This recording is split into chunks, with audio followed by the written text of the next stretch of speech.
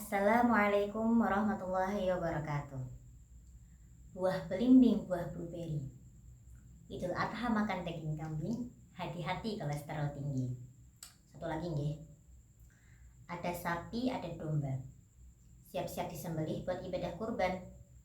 Selamat Hari Raya Idul Adha buat kamu yang selalu aku dambakan. Alhamdulillah.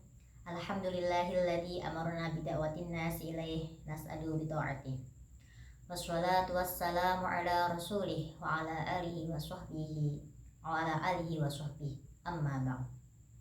Yang selalu saya sayangi kalian, yang selalu setia menonton video saya, semoga selalu dalam lindungan Allah Subhanahu wa taala. Amin amin ya rabbal alamin.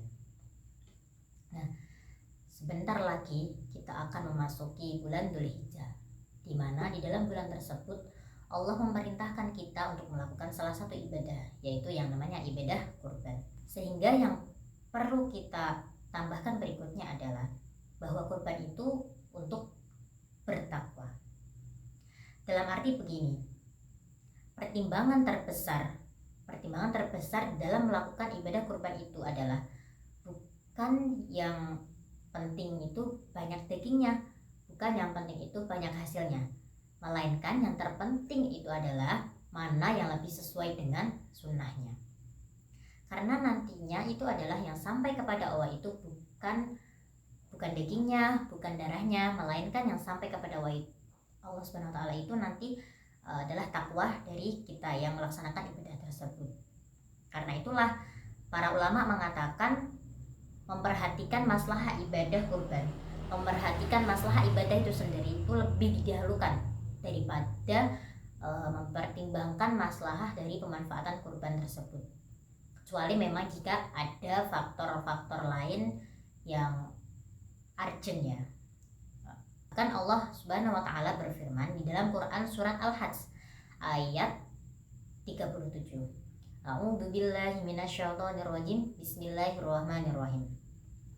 La yanalallaha luhumuha wala dima'uha walaki yanaluhut taqwa minkum. Yang artinya yang sampai kepada Allah itu bukanlah dagingnya, bukan darahnya, namun yang sampai kepada Allah Subhanahu wa taala tersebut adalah takwa dari kalian. Contoh yang disebutkan para ulama, salah satu contohnya ya, ada yang bertanya, Pak, lebih utama mana sih, lebih afdal mana, yang kurban di tempat saya tinggal ataukah saya kurban di kampung tapi saya tidak bisa menyaksikan ibadah kurban itu sendiri, sehingga ya bisanya nanti cuma transfer uang, nanti dibelikan hewan kurban di sana, nanti yang mengurusi ya orang kampung sana, sehingga kita tidak bisa menyaksikan proses penyembelihan tersebut. Boro-boro nopo dagingnya, wong delok kambingnya apa nggak pernah, ya kan?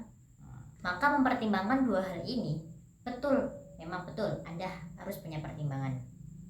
Ketika kurban itu dikirim ke kampung, yang nantinya itu yang akan menerima dagingnya itu adalah keluarga dari kampung, yang mungkin barangkali jatah dagingnya di kampung tersebut itu lebih sedikit. Jadi kalau misal ada tambahan dari kurban kita, ya penghasilan dagingnya itu bertambah. Namun dari sisi pertimbangan sunnah-sunnahnya, ya ada banyak sekali sunnah-sunnah yang kita tinggalkan. Yang pertama,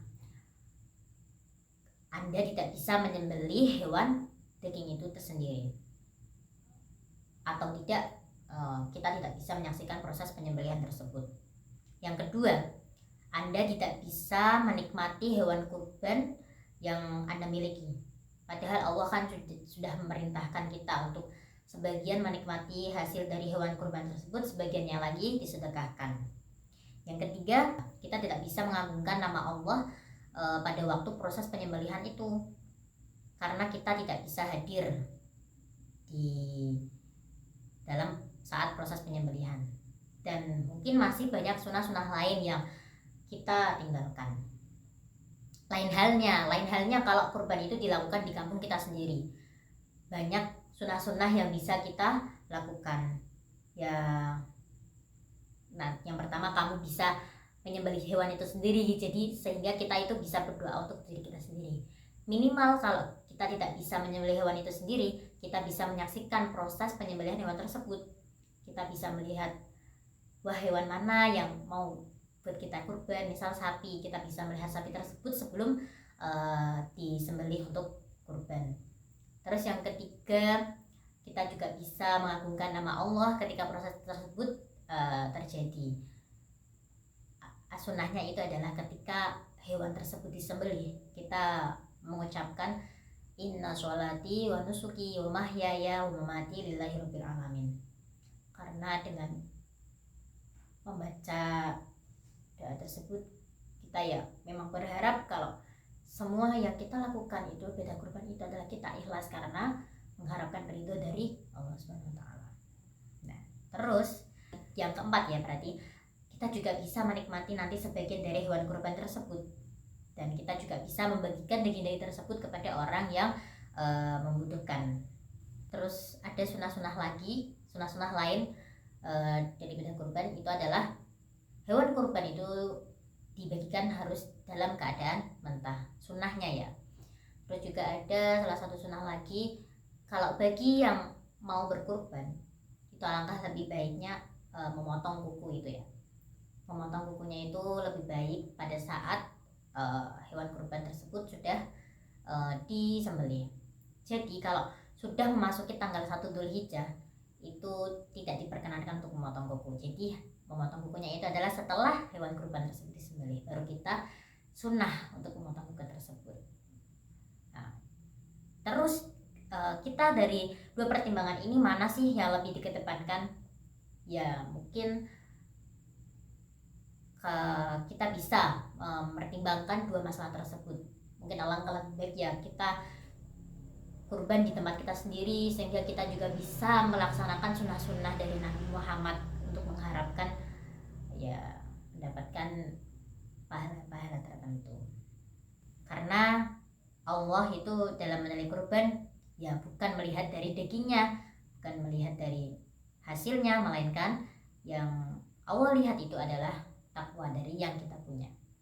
Nah, teman-teman, semoga yang saya sampaikan itu bisa bermanfaat.